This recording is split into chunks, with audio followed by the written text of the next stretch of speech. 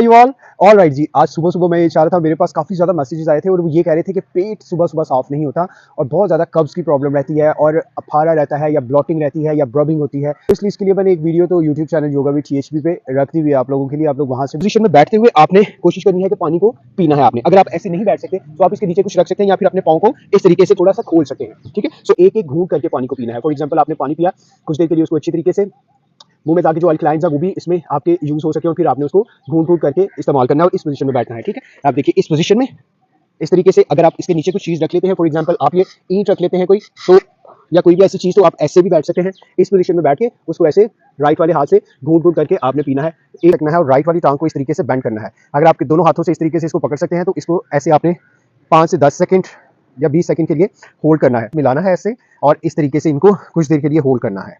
ठीक है, अगर आप और ज्यादा डीप स्ट्रेच में जाना चाहते हैं तो इस तरीके से होल्ड कर ले इसको।